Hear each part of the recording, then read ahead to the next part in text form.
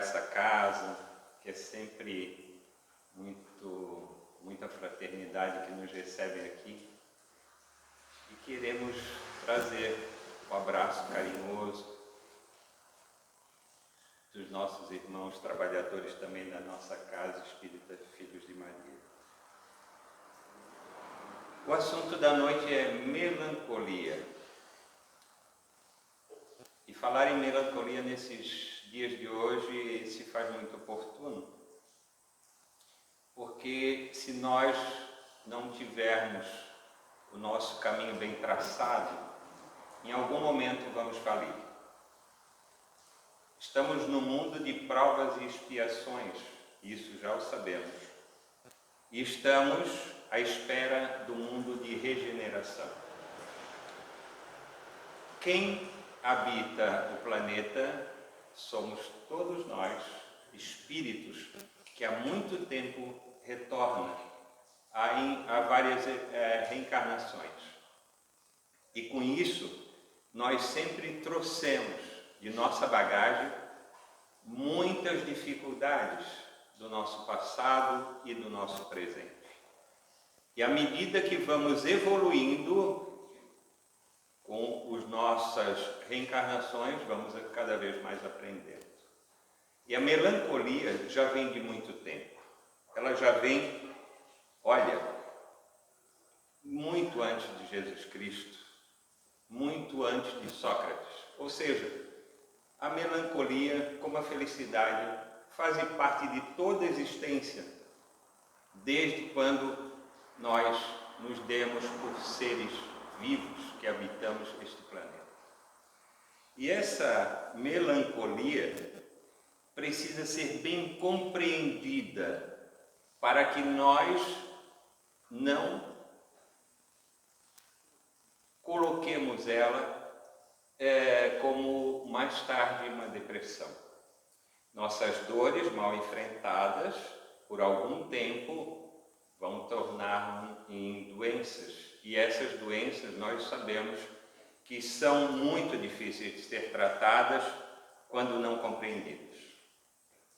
Nós pegamos aqui alguns textos, e esse daqui é da redação do Momento Espírita, com base no capítulo 17 do livro Iluminação Interior pelo Espírito Joana de Ângeles e psicografia de Divaldo Pereira Franco.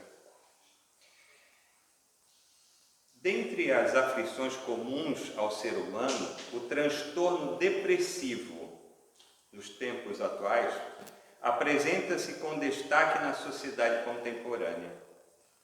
A depressão, considerada hoje uma das mais comuns doenças da humanidade, atingindo pessoas de todas as classes sociais e de todos os níveis culturais, é um transtorno afetivo caracterizado por tristeza constante, dificuldade de sentir prazer, transtornos do sono e apetite. Afeta o organismo como um todo. Os gregos chamavam esta doença de melancolia. Na época não era tratada como doença, e sim só como uma tristeza. Reconhecendo que muitos indivíduos se apresentam como incapazes de sentir alegria. O rei Jaelita Saul sofria de depressão, ou seja, de uma melancolia com uma extensão de tempo. Sentia-se melhor ao ouvir as canções do pastor Davi. Homero, em sua obra Ilíada, descreve um personagem profundamente melancólico que sentia vítima do ódio dos deuses, sendo por eles condenado ao sofrimento e à solidão. Aristóteles considerava a melancolia como parte da personalidade de pessoas dotadas de genialidade.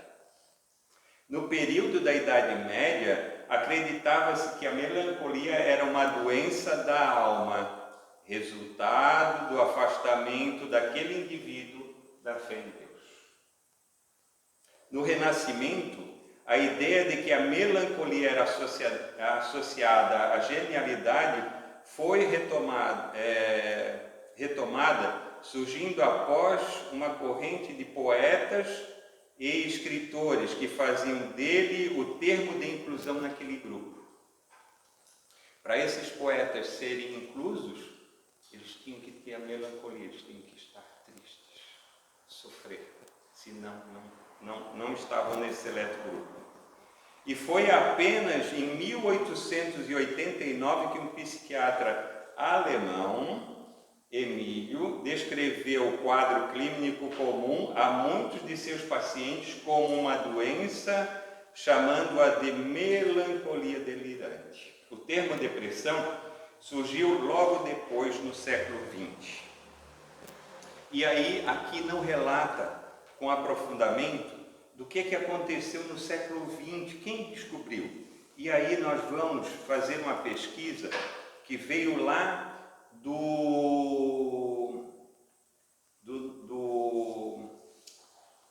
de Freud, com as suas pesquisas, que era um livro que ele estava desenvolvendo na época, que se chamava Luto e Melancolia. Então ali, Freud já tinha vários questionamentos que traziam, poxa, mas qual era a dificuldade do ser humano em ele achar essa situação de quando eu estou um pouco triste e não consigo sair desse raciocínio, e ele em suas pesquisas, nesse questionamento, nesse livro Luto e Melancolia, ele trouxe algumas questões muito válidas. E essas questões foram tratadas de que o ser passava por algum momento de tristeza, mas sabia que essa tristeza era gerada de um mal. Por exemplo, eu causei mal a João. E esse mal, como João era um ser muito querido, muito amado por mim, e nós nos desentendemos, isso me gerou uma tristeza. E essa melancolia que me atingia gerava um determinado tempo, mas só que eu não dava o meu braço a torcer e aí levava ela para uma extensão. Até que o dia que eu olhava João e dizia: João, me perdoa, porque naquele momento eu estava cometido de cólera e de raiva e fui para outro caminho. E aí a melancolia parava, a tristeza sanava aquela situação. Mas com o passar do tempo, a gente via que, poxa, no momento de morte, de luto, a pessoa também fica com melancolia. Mas tem um motivo, que foi o desencarne de alguém querido, ou de uma pessoa ao qual nós ficamos sabendo. Então, tinha um motivo, e ao qual o motivo daquele luto era necessário a fim de eu extravasar as tristezas, aquilo que eu deveria ter feito e não fiz, aquelas questões todas que nós já estamos habituados. Mas, isso tudo, no luto, a gente sabe que ele deve ter um começo, um meio e um fim. Porque nós, espíritas, sabemos que desde o momento que nascemos, um dia vamos desencarnar. Isso acho que não é novidade para ninguém. Então, nós só temos que nos lembrar que nós não nascemos para morrer. Nós não nascemos para ser melancólicos, tristes. Nós nascemos para a vida, para se experimentar.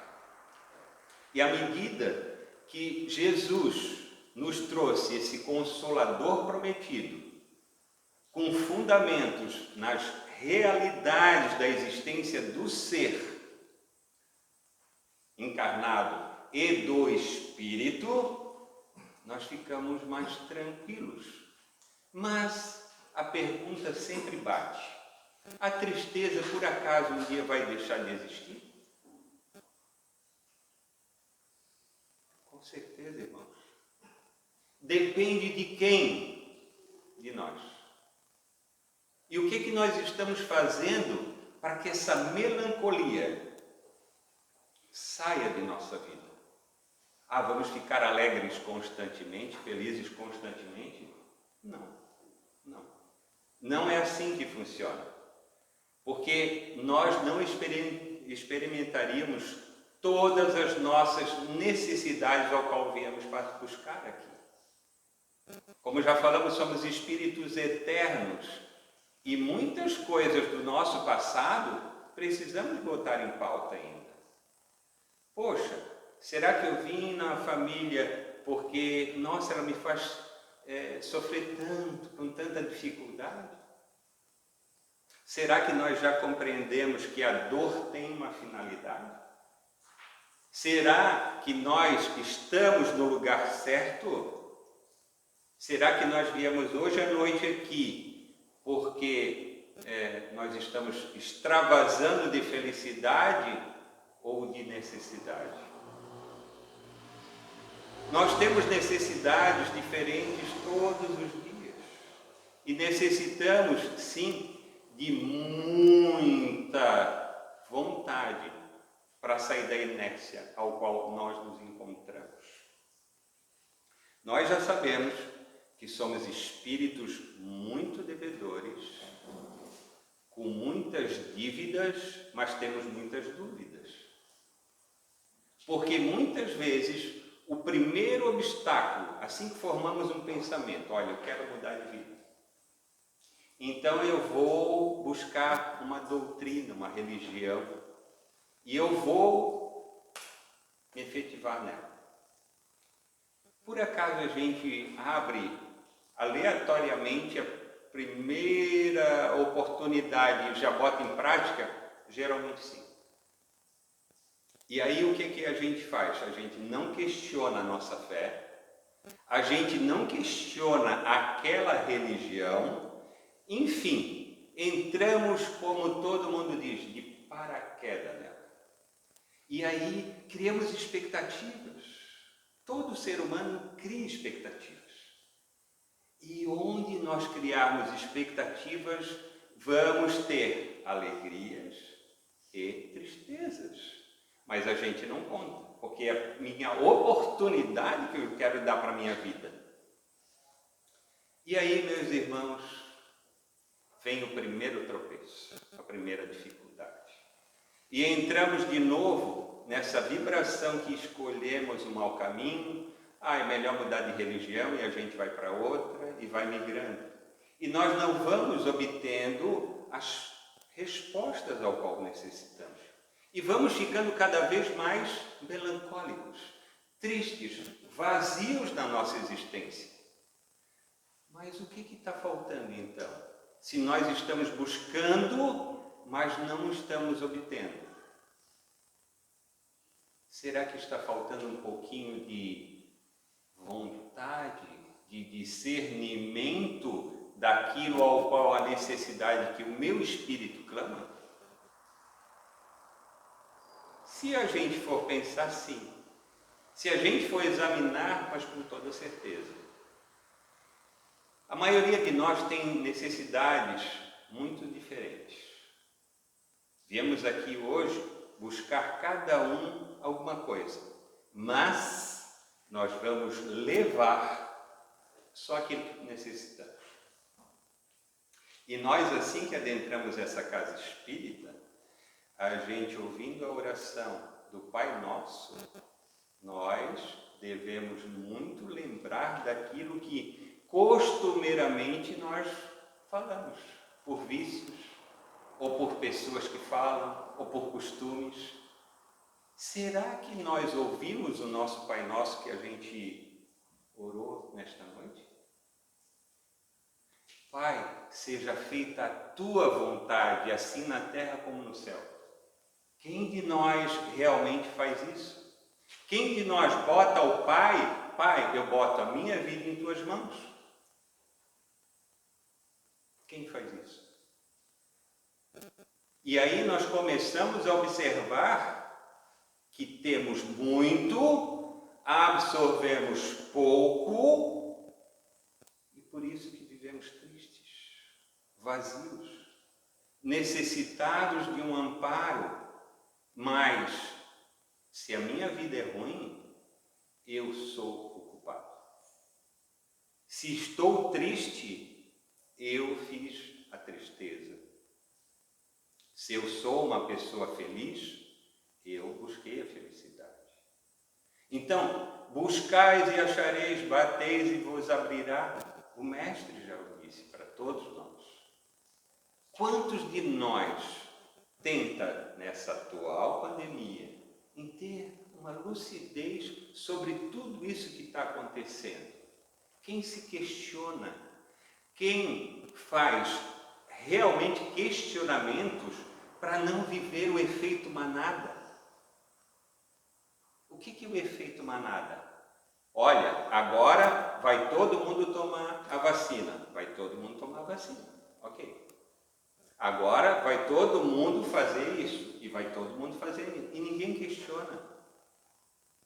Pergunta.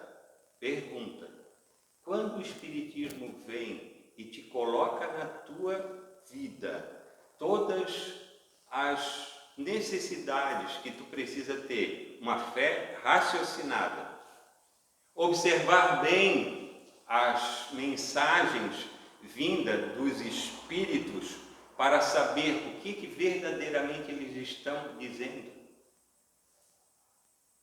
E aí nós começamos a pensar, então quer dizer que o espírita vai ter que duvidar de tudo? Não. Mas ele vai ter que se questionar sempre. E o questionamento da noite é sobre melancolia. Por que essa tristeza nos abate e nos transforma em depressão? Os quadros clínicos de depressão, ainda mais numa época como essa, aumentaram muito. Os suicídios também. E nós vemos a grande falange de irmãos desencarnando no vazio, porque não souberam se equilibrar. Perderam os bens materiais e perderam tudo. Não. Está errado. Precisamos ver que somos espíritos eternos, porém passando por um momento da carne. Não vamos levar a essa mesa, não vamos levar os livros, mas se nós estudarmos, vamos levar tudo que estiver no livro, que é a única coisa que na bagagem que nós vamos levar. Nós não viemos aqui para ser tristes, não viemos aqui para ser melancólicos, mas a doutrina dos Espíritos nos coloca claramente para que a gente cada vez mais raciocine, estude. O Pentateuco Espírita é o início. Bom, vamos citando. Livro dos Espíritos. E aí ele coloca aqui, eu já deixei até separado algumas questões, mas o que ele fala primeiramente? Onde é que nós vamos buscar o auxílio para sair de uma melancolia? Questão 919. Tem alguma coisa para que a gente tenha dúvida? Não, eu vou ler só para que fique sintetizado no pensamento de cada um. Qual é o meio prático e eficaz para se melhorar nesta vida e resistir ao arrastamento do mal? Um sábio da antiguidade vos disse: conhece-te a ti mesmo. E Santo Agostinho descreve com todas as palavras o que devemos fazer todas as noites antes de fecharmos os nossos olhos, e no dia seguinte, primeira coisa que a gente abrir os olhos, o que devemos fazer? Está aqui. Muito simples. Olhar na noite, botar em revisão, meditação, ver como é que está o seu batimento cardíaco, como é que foi o meu dia hoje. Eu fiz mais coisas boas do que más. Eu consegui mais amigos ou mais inimigos? Como é que foi o meu deslocamento no trânsito? Eu fui o dono da vez ou eu oportunizei? Começamos a entender por que o trânsito é desse jeito. É a nossa oportunidade de paciência de resignação, para sabermos, aliás, que nós não somos os únicos nessa atual existência. E tem irmãos de todas as necessidades. Então, fazer essa revisão constantemente para que nós saiamos do mal. Então, a melancolia, assim que batermos, nós vamos, questão 919 é o antídoto necessário para que eu saia da melancolia. Mas, fazendo a revisão. Se eu cheguei e se lembra do exemplo do João, fui lá e cometi um ato contra o João, que não tinha nada a ver, eu me passei dos meus limites, peça perdão. A verdade é o caminho que nos leva à liberdade. Mas depende de 2 fatores. E esses 2 fatores na nossa vida é essencial. Uma, necessidade. Outra, vontade. Começamos a compreender hoje, ou já compreendemos, a dor. Sabe por que a dor bate à nossa porta? Para nos trazer para a vida. Antes mesmo do nosso corpo físico ficar doente, nosso espírito já adoeceu. No ano de 2000 eu tive síndrome do pânico. E nada melhor do que você viver uma situação para saber como ela é. Não é fácil.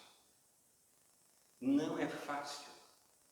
Mas, quando a situação ficou bem difícil, mas bem difícil mesmo, que não saía mais de casa, tomava remédio para acordar, para manter-se acordado e para dormir.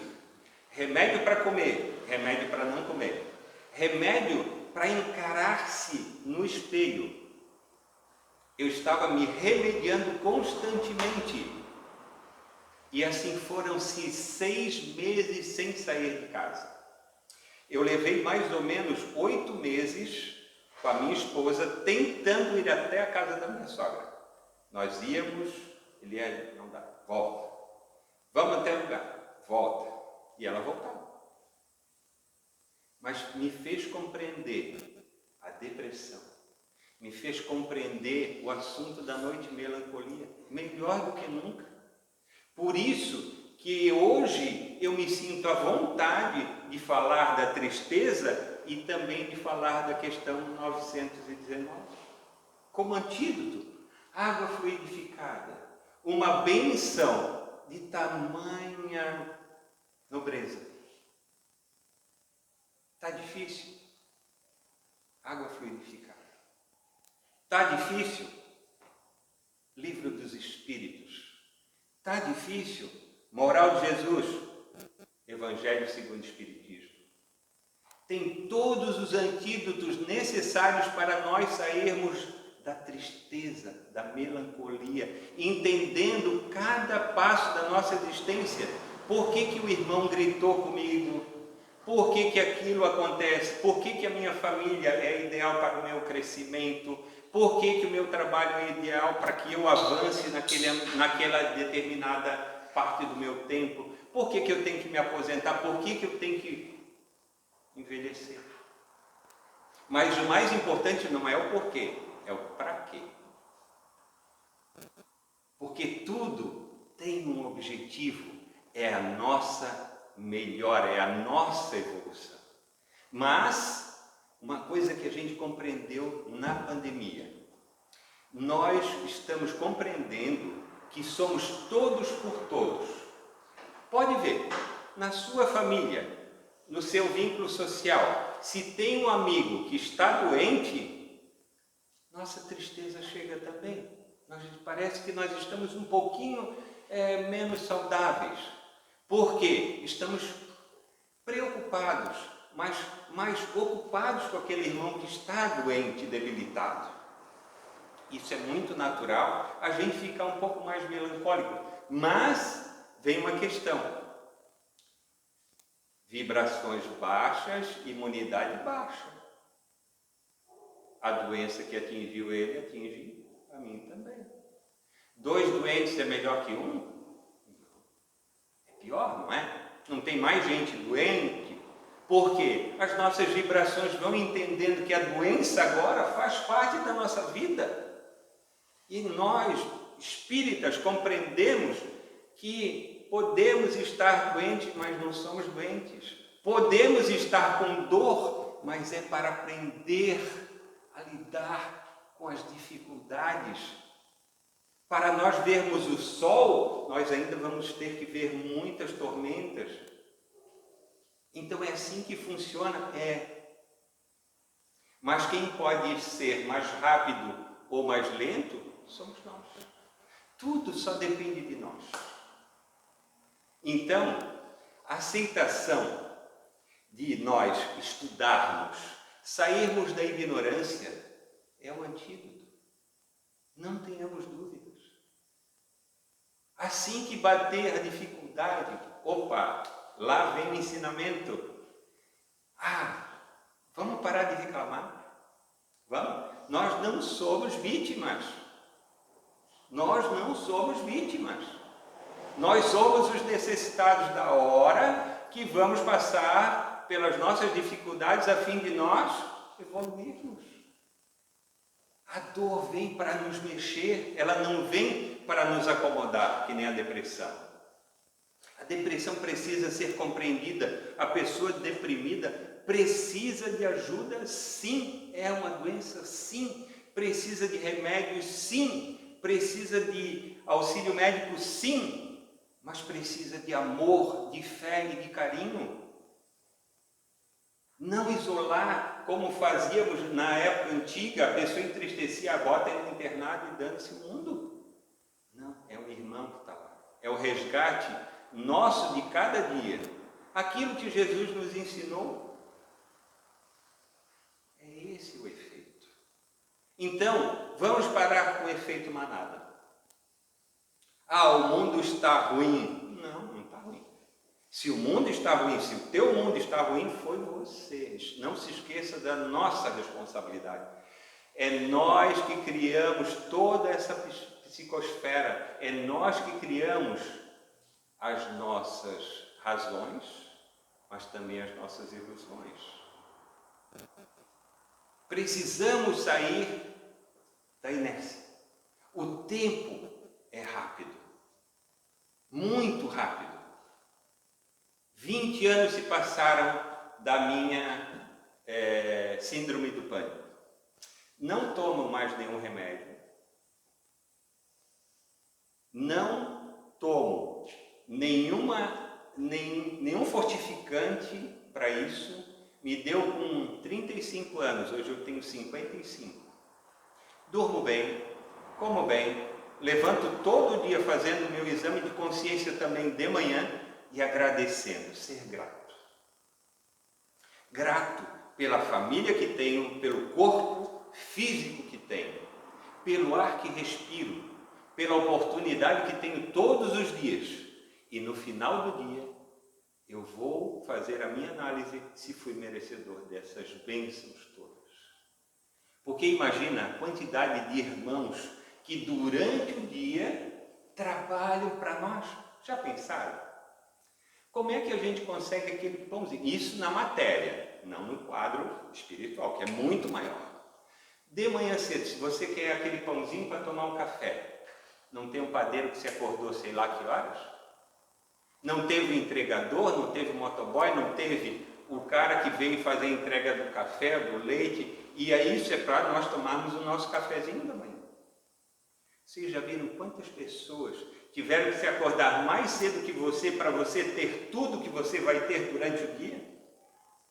Você já notou como você é importante? Você já notou quanto o mundo se agiliza para você? Por que não agradecer?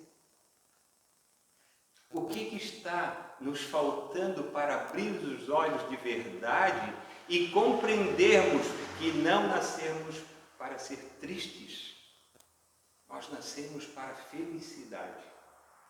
para o amor de Jesus incondicional. Parece ser utopia falar desse jeito. Só depende de cada um de nós. E onde é que a gente começa? Lá dentro da nossa casa. Quantas vezes por dia nós falamos assim: sabias que eu te amo? Do teu jeitinho, mas eu te amo. Para a esposa, para o filho, para quem quer que esteja ao teu lado. Você já falou no seu ambiente de trabalho, na casa espírita, como você é importante para mim, de ter me convidado nessa noite? Mais me fez bem do que a todos que estão me ouvindo. Porque, irmãos, o mais oportunizado sou eu nesta noite. Eu vou ter que ouvir primeiro, conviver com isso que eu estou dizendo a partir do momento que eu saio daquela porta. Nós somos espíritas em todos os lugares e precisamos levar isso ao pé da letra. Não adianta fechar os olhos. A minha mente não fecha mais. Eu não sou mais aquele que há 20 anos estava com síndrome de pânico porque fiquei longe de Deus. Não. Hoje, eu cada vez mais entendo minha inferioridade e as minhas necessidades. E eu sei que ainda estou muito, mas muito longe de chegar no meu objetivo. Mas tem um aconselhamento de Chico Xavier. Olha, tem dias que ele dizia, parece que o meu dia se arrasta. Eu caminho bem devagar, mas todo dia eu caminho para frente. E isso é importante. Caminharmos para frente. Levarmos a instrução sempre desses irmãos abnegados. Saber agradecer a cada dificuldade, a cada carinho, com a mesma intensidade. Porque tudo é aprendizado. O nosso ego gosta muito, muito de ser enaltecido. Mas assim que somos tocados na raiz, tudo fica cinza.